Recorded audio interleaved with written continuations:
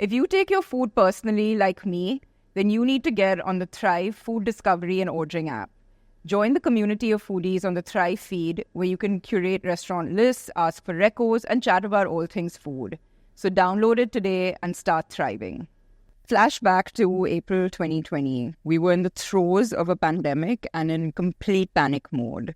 Our dine-in operations at the table and our bakery B2B deliveries at Max Street Bread Co. had come to a complete standstill. And of course, we had to pivot very quickly to delivery operations, which we knew very little about, and became dependent on delivery aggregators and at the mercy of pretty high commissions very early on. And that's when I got introduced to Thrive, which had launched a direct order platform, a white label product that F&B businesses could use to have more control over their delivery operations. Fast forward to 2024, and Thrive is a very different beast today. And to talk about that journey, I have with me the founders, Karan Chechani, Krishi Fagwani, and Dhruv Dewan. So welcome to Speak Greasy, and it's great to have you guys here. Thank you. Thanks, Gauri. Great to be here. So I believe you all know each other from college and previous jobs, but then you got together to start #Loyalty, which is actually the previous avatar before you rebranded as Thrive. So tell us a little bit about how that started. In 2016, Krishi and I were at work and we realized how we had so much more to give to ourselves from a professional point of view. And we started talking, maybe it's time to sort of move out of the current role. We were at Ernst & Young as associates at that point. I think we always felt the need to start something of our own, and we wanted full control. So I think that's when the conversation started. The two of us figured we had only one common friend at that point, and coincidentally it was Karan.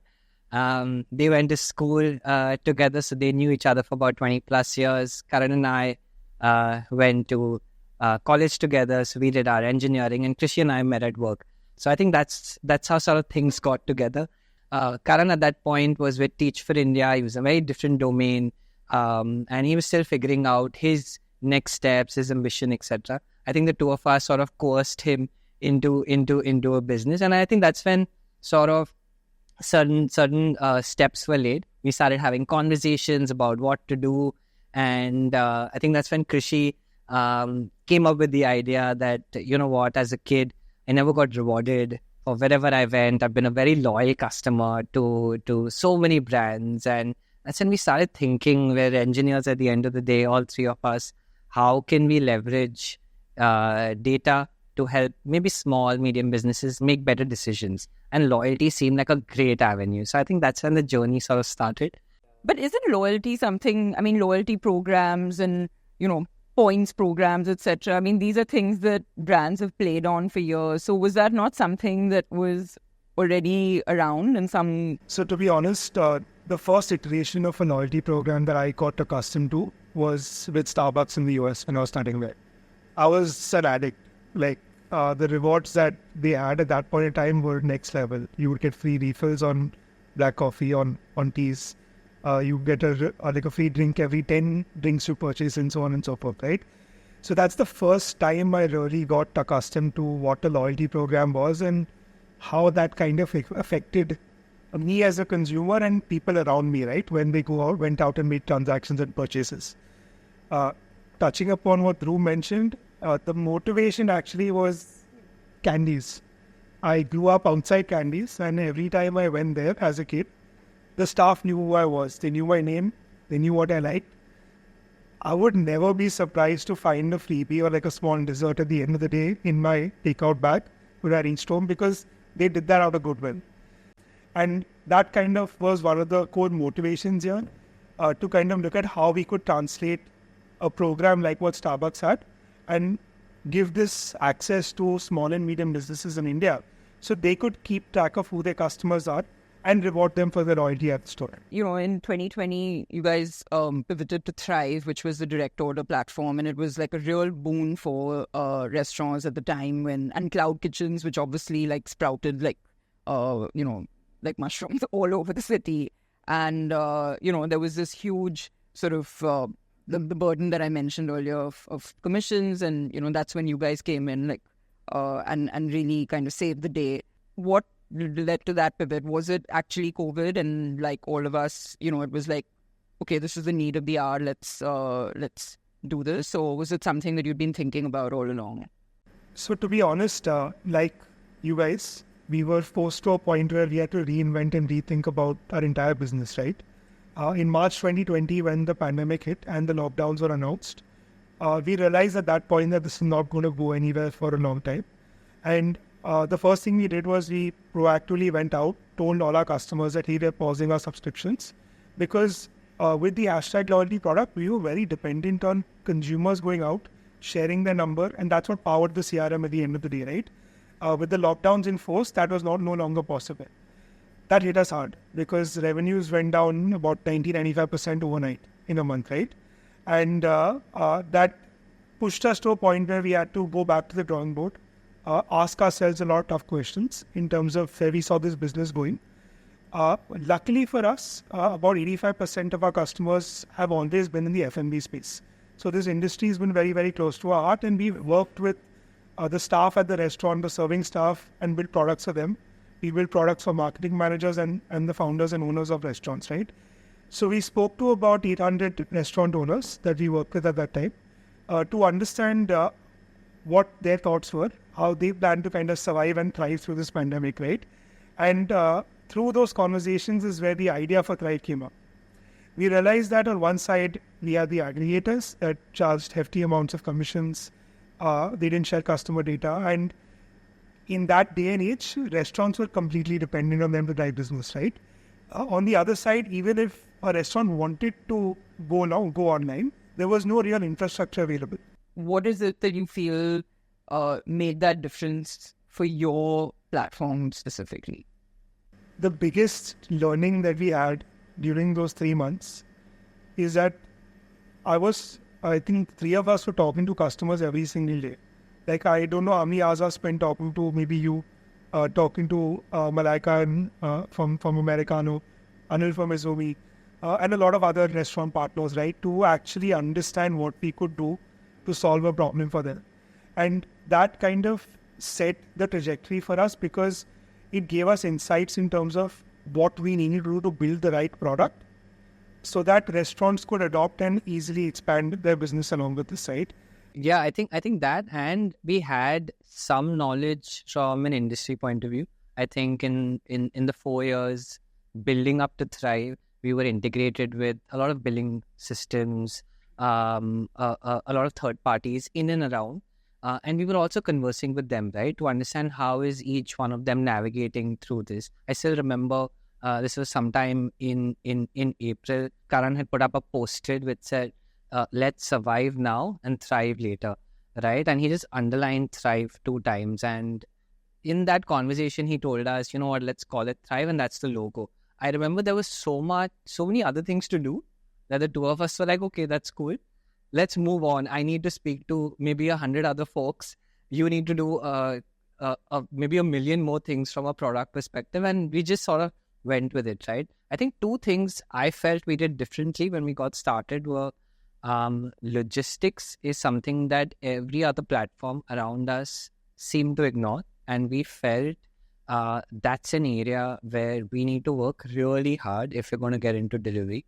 So we started integrating and talking with a lot of partners. And I think what helped was, I still remember early days, but out of 7 days a week, customer support was divided amongst the 3 of us, right? And I remember my family and people around me used to think, what am I doing? Because I was always chatting with consumers, and that was just our role, right? And I think that gave us a lot of insight onto how to build this product from a delivery perspective. Maybe if it weren't for COVID, we wouldn't have been so hands-on. We would have been doing other things, but this kind of really forced us. And I think that kind of helped us think better and come out really well, right? So, I mean, I agree that, as an entrepreneur, getting your hands dirty is the best way to understand the landscape. But I have to say, as a restaurateur who was also in a similar situation of having to really get my hands dirty, I remember you were always responding to all the Hazar complaints and issues or whatever, like things that were happening. And I was like, are we his only customer? Because he's always responding and really quickly. And so I definitely, I know you're not exaggerating that bit, that actually really worked for us and gave a lot of comfort to know that, you were looking into it for real and it wasn't a bot. Outside of what Krishi and Dhruv mentioned, what has been common between the three of us and the larger team is resilience. We've not been fixated to a particular way to solve a problem at hand. Sometimes the market and timing doesn't dictate the solution we're pushing out as well.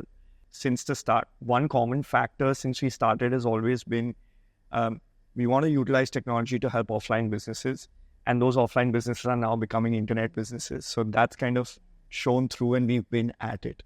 You're right. Just like resilience is a word that's used a lot, especially during COVID and post. I think being nimble is what you're also talking about, which is that you can see that what's the need of the hour and find a solution to that. And speaking of this idea of pivoting, I know that, you were very clear about being a direct order platform, and now you have a consumer app and have moved to essentially being like an aggregator. So what was the thought process behind that? We think of our business in three parts. First is the restaurant technology. Second is the logistics or the delivery experience. And the third part is demand generation or discovery. As we kept growing the discovery platform or the direct ordering platform through the pandemic, restaurants had a particular focus to drive demand generation for it. As the pandemic started easing out and priorities changed, that kind of lowered. But it was experiments that led us here, and it was a focus on understanding how could we solve for demand generation centrally from our perspective rather than just waiting on restaurants to figure that out.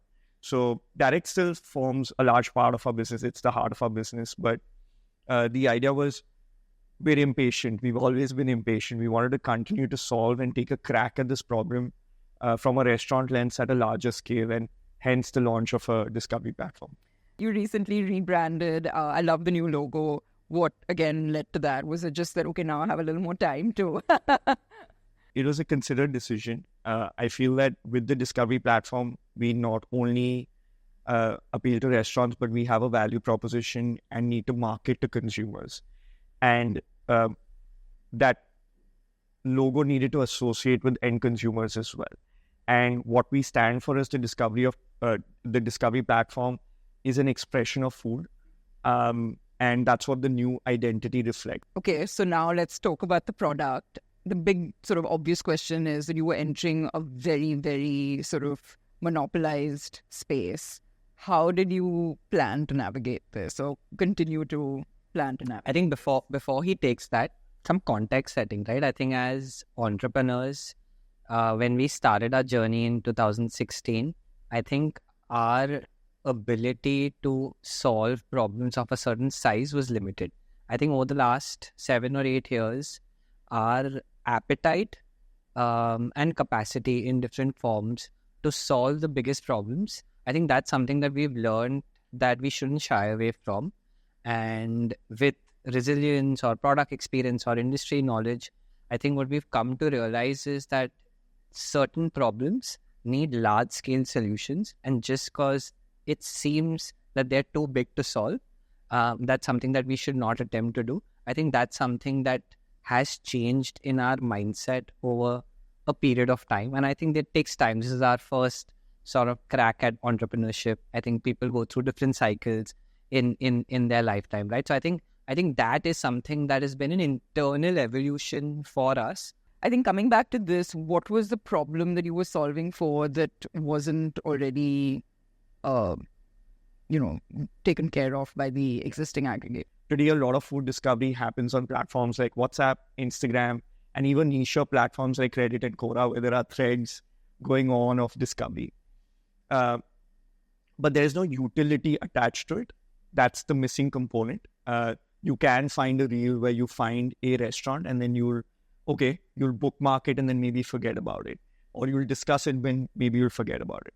What we wanted to do was build one inherent place from a consumer perspective where you can discuss food, ask for recommendations, share recommendations, create your own favorite lists and checklists and wish lists, and then attach a layer of utility of whether you could order or maybe even go out and book a reservation to it. So the idea is connecting the content to a value of utility. We've not built a platform where you are just spending an X number of minutes like all the other platforms I spoke about. Those platforms want to increase the number of minutes you spend over there. Here, we want to give you a value of utility and a transactional layer, which is the commerce bit. A larger problem that all of this solves, and that has been our inherent focus, is today, even when restaurants have larger aggregators available for discovery, so as to say, that discovery is gamed in a way. You still have to spend money to be discovered. And that tap runs out for a lot of restaurants after a certain time. Most successful businesses are built on loyalty or referrals or word of mouth marketing, and that's the organic discovery. You will in the long term be successful if you've been able to build that base. Internet businesses and especially restaurants are realizing they need to build that pool. And what we wanted to do was connect this customer insight with a larger solution to online ordering in the next 5 years. I think the tricky part for everyone to solve for is the community, content, and how that leads to commerce. And that's what we believe can truly solve a larger challenge that we've been seeing over the past 5 years. But does this feel a little counterintuitive to the idea of loyalty, which is how you all started, right? I think you're spot on. Most consumers tend to order from not more than 5 to 6 restaurants recurringly. Correct? There might be an ad hoc purchase that you make at a random new restaurant. But from an online ordering perspective, it's typically 5 to 6 restaurants, right? One of the things that we are doing differently with respect to the commerce side of our product is that instead of creating a loyalty program for our own platform, like our fellow aggregators have done, we're looking to build in loyalty for brands. So we've introduced this concept called favorites a few months back, and consumers that select a particular restaurant as a favorite tend to purchase about 26 to 27% times more from those brands versus earlier.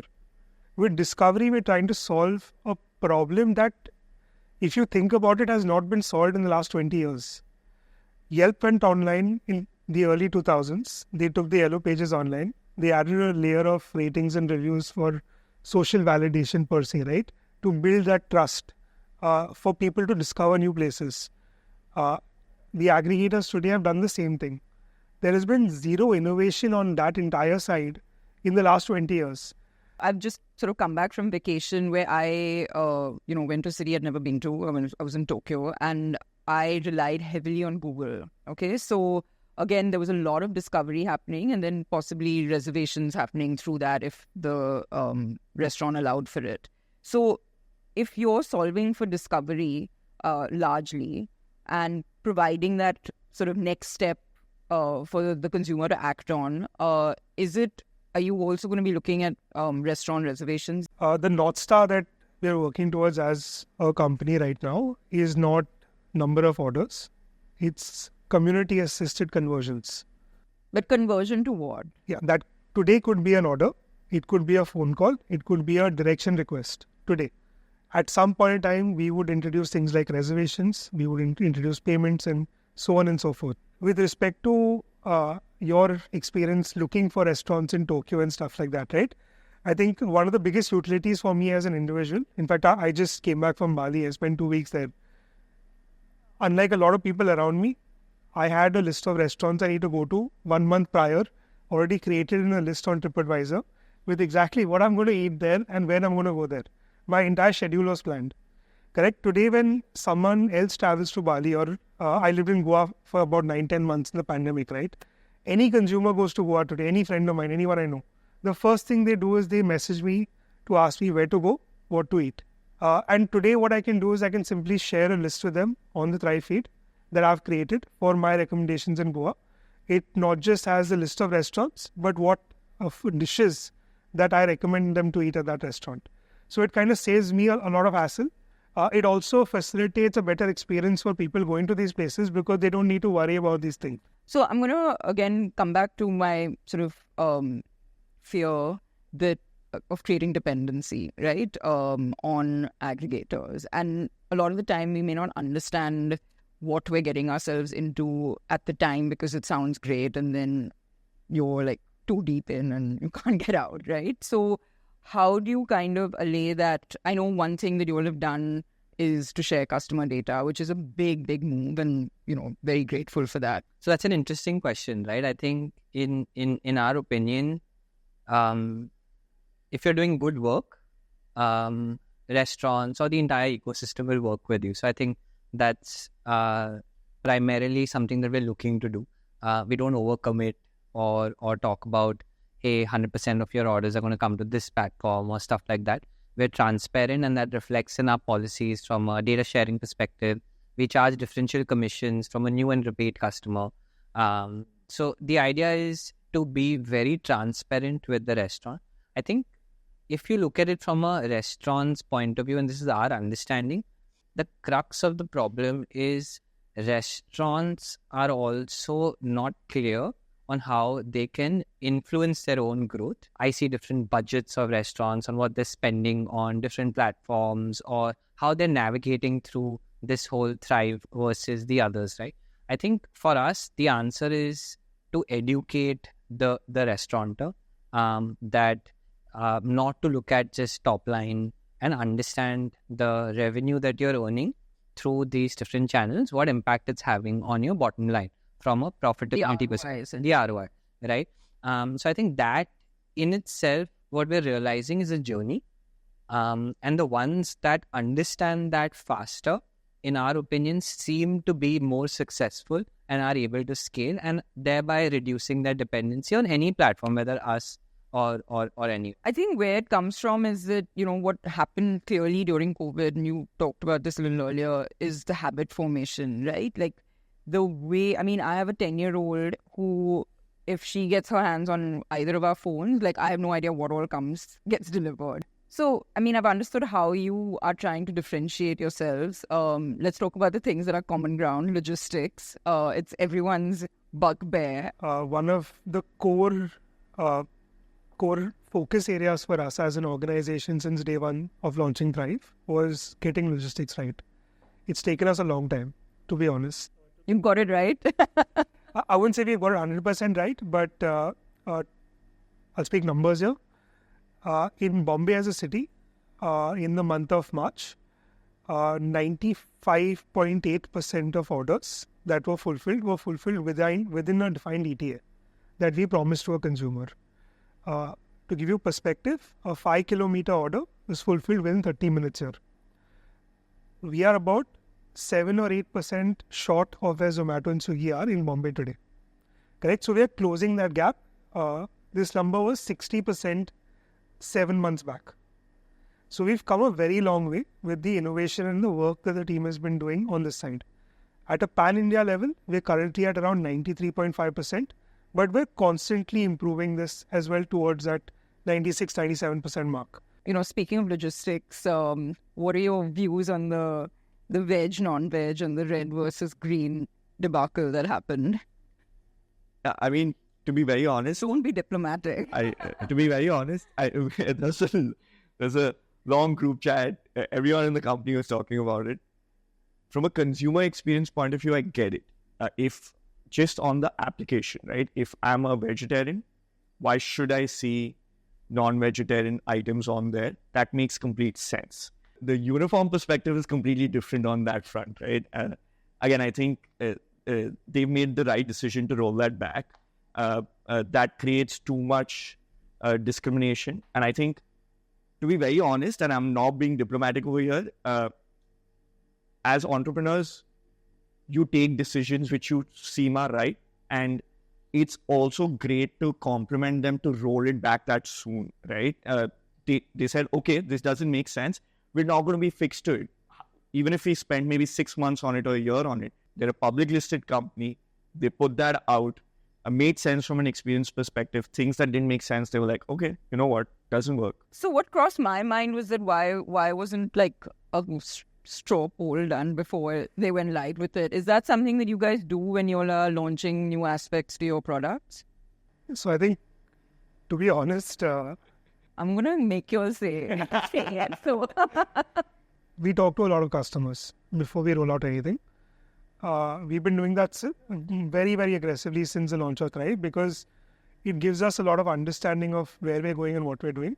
tell us some of the crazy things that you've experienced. Yeah, one thing I've realized is our team needs to be really thick-skinned, right? I mean, that's just how it is. And I think first couple of years of Thrive, sometimes I felt maybe 1 in 10 restaurateurs is probably not speaking or is being extremely critical of the team, right? In different ways. And that's fine. That's part and parcel of who we are and how we operate.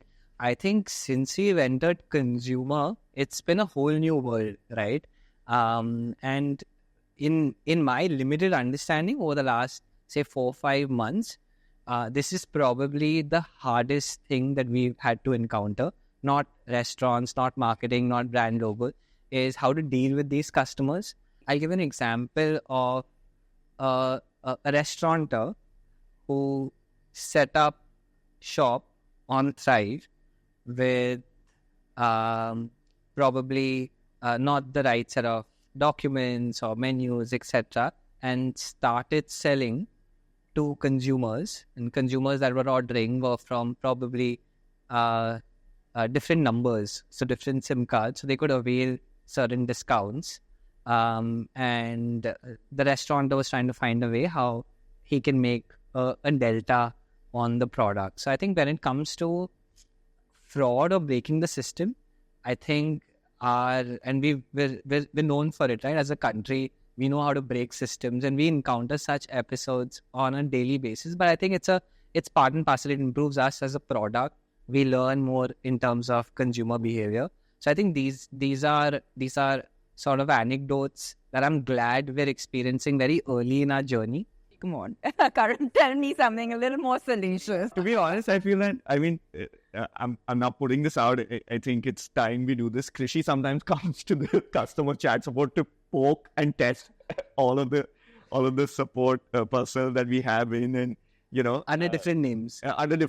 And he'll be really pushing the needle on the chat. There was a point where I think the entire support team was scared of my wife, and they didn't know who she was, because I would go log into her account, and whenever she would order, I would message them and ask them tough questions, put them in difficult. But on a side note, I think our support team has done a fabulous job. Because every morning I go through all the negative chats, right, to see how they've handled it. How long does that take you? It takes a while. Now we've got someone in the team who's summarizing this for us. But ideas, it's great feedback, right, to understand what's actually going on. And it's not easy. I've come to realize I have a lot of respect for our team because customers are super anxious, and the expectation is through the roof. Like I said, 3 to 4 minutes is unacceptable. And they'll also tell us as to that they have guests home who's very hungry. There's a lot of additional information which probably the support person cannot influence in any way. But I'm, again, as a restaurateur and who has invariably on a daily basis a pizza delivered vertically, there's so many different factors, right? There's the logistics partner, there's an irate or a hangry customer, there's a restaurant that may have delayed or sent the wrong thing, and then there's you guys who are the first port of call, right, when something goes wrong. So how do you navigate that space? Do you just have to be the eternal diplomat, or it's just to be honest, we receive the feedback neutrally. Obviously there is emotions that come into that feedback. Where we draw the line is when that emotions become supremely negative and disrespectful, because at the end of the day, there's always a human being facilitating all of this, right? So you haven't developed the chatbot yet?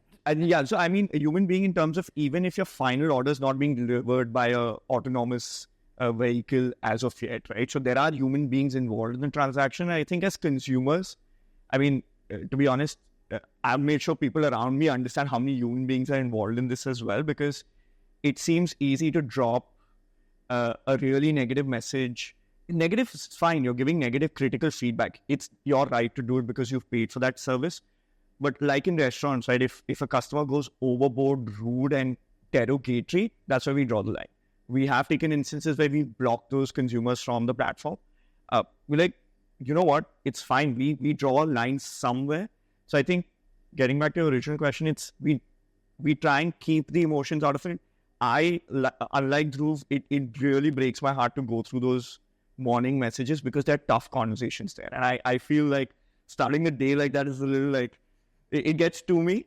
But to be honest, we try and draw the line somewhere where we also tell our support agent, hey, listen, this is not your fault. We screwed up this was above ETA. We will fix it. But I think we're moving to that human aspect and understanding that, this is not press a button, orders delivered by some spaceship and it's done. I think unpopular opinion, but I think there is a lot of improvement when it comes to packaging as restaurants, and we noticed that there are some brands that do it really well, and the quantum of issues or this whole cycle of rider support, etc., can be eliminated. I think that's an aspect that's probably improving since a lot of restaurants are still new to delivery. But I think overall as an ecosystem, we're moving in the right direction. So, congratulations on getting Coca-Cola and Jubilant on as investors. And for those who don't know, Jubilant is the operator of Domino's in India. So what's next for Thrive? Are you also looking at an IPO? To be honest, for any tech company or any startup in our space, that would be the end goal at the end of the day, right? But we have a very, very long journey ahead. So we set out on this journey 3 years back. We realized that we're getting into a space, even as a direct ordering player, where we're competing with two giants, Swiggy and Zomato, right? In order to compete with two giants, capital is not just enough, correct? And that's the reason why we wanted to bring in the right partners. I think both Jubilant Foodworks and Coca-Cola have been fantastic partners for us. They've been helping us grow, helping us scale, helping us improve our efficiencies as well as an organization. And we're going to try and leverage them as much as we can to kind of take ourselves through towards the next leg or next part of the journey. Great. So as restaurateurs who know nothing about the tech space, what exciting new food tech should we be looking forward to? The way restaurants communicate with consumers online is constantly evolving. I think that's really growing to a new level. There are new platforms opening up, not only for commerce, but to engage in a conversation as a brand, right, at the end of the day. And I think that's somewhere to look out for. Obvious other spaces are, I think, improvements in logistics.